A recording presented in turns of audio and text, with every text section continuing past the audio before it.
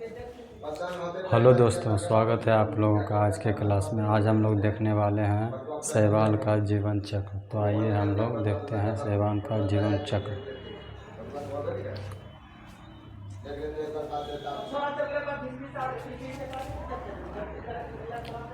तो क्या है यहाँ पर शैवाल का जीवन चक्र। शैवाल का जीवन चक्र में क्या है, एलगी ALGAY शैवाल लिखा हुआ है। इसमें क्या होता है, 2N का मतलब है 23 गो गुणसूत्र होता है स्त्री में और 23 गो गुणसूत्र होता है मेल में।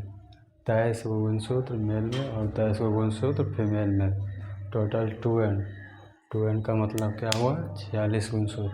2N का मतलब क्या हुआ, 46। 2N का मतलब क्या हुआ, 46। 2N का मतलब 46 हो गया। उसके बाद क्या हुआ, सेक्स ऑर्गन क्या है, सेक्स ऑर्गन यानी कि जनन। सेक्स ऑर्गन यानी कि जनन। सेक्स ऑर्गन का मतलब होता है जनन। उसके बाद सेक्स ऑर्गन, मेल का सेक्स ऑर्गन क्या होता है, एंथेरिडा। क्या होता है, एंथेरिडिया। और फीमेल का सेक्स ऑर्गन क्या होता है, ओगेनिया। क्या होता है, ओगेनिया। और इसमें क्या होता है, अरसूत्री विभाजन। अब इन दोनों में क्या होगा, अरसूत्री विभाजन। अब इन दोनों में क्या होगा, अरसूत्री विभाजन। उसके बाद क्या होगा, यहाँ मेल का गेमिट क्या होता है, मेल गेमिट बोलते हैं, और फीमेल के गेमिट को फीमेल गेमिट बोलते हैं। इसमें मेल के गेमिट को स्पोरोफाइटिक बोलते हैं और इसमें फीमेल के गेमिट को क्या बोलते हैं, गेमिटोफाइटिक बोलते हैं।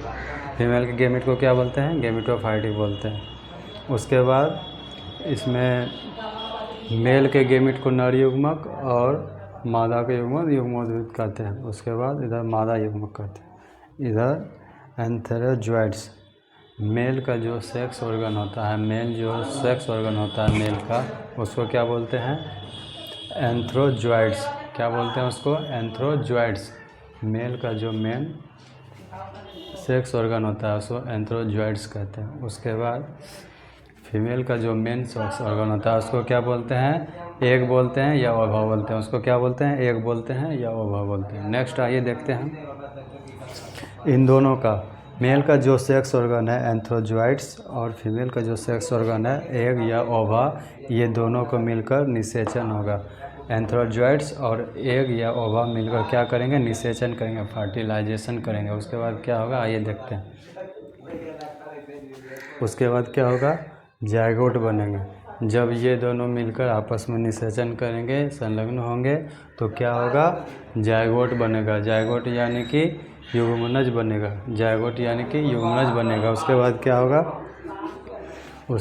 होगा, बीजाणुभिद बनेगा। क्या बनेगा, बीजाणुभूत स्पोरोफाइटिक बनेगा। उसके बाद क्या होगा, बीजाणु बनेगा। क्या बनेगा, स्पोर यानी कि बीजाणु बनेगा। उसके बाद क्या होगा, बीज बन चुका है। यहाँ पर बीज बनने के बाद क्या होगा, कोई भी जैसे कि बीज है तो यहाँ पर, या मान लें गेहूँ में, यहाँ पर क्या है, बीज बन चुका है। बीज बनने के बाद क्या होगा, अंकुरन। अंकुरन कैसे होता है, ऐसे अंकुरन होता है। अंकुरन यहाँ पे हो गया।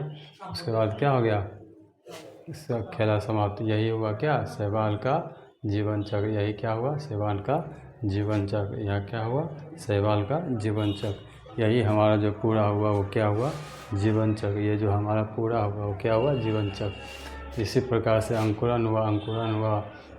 उसके बाद फिर गाछ बनेगा, फिर फूल आएंगे, फिर पत्ती बनेंगे। इसी प्रकार से हमारा क्या होता है, वृक्ष का फॉर्मेशन होता है, वृक्ष तैयार होता है। ठीक है ना। हमने ये क्या देखा आज, शैवाल का जीवन चक्र। आज हमने क्या देखा, शैवाल का जीवन चक्र। क्या आप लोगों को पता है शैवाल कहते हैं किसे? अभी तो मॉडर्न युग है। पहले हम लोग जब आज से 4 साल 5 साल 10 साल पहले हम लोग बाहर में देखते हैं कहीं भी हरा हरा सा जैसा रहता है। शैवाल तो ऐसे बहुत प्रकार के होते हैं, भूरा शैवाल, हरा शैवाल। तो आज हम लोग जो जानते हैं उसके बारे में बताने वाले हैं। शैवाल आप लोगों ने देखा होगा कहीं पे भी दीवार पे या कहीं पे ज़मीन पे, कहीं पे पानी पे हरा जैसा जम जाता है। उस पर हमारा पैर पड़ता है तो हम स्लिप कर जाते हैं।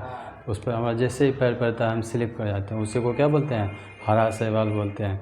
वही होता है हमारा शैवाल। पानी में जो हरा जैसा होता है, धरती पे जो हरा जैसा होता है, दीवार पे जो हरा जैसा होता है, उसी को क्या बोलते हैं? शैवाल बोलते हैं।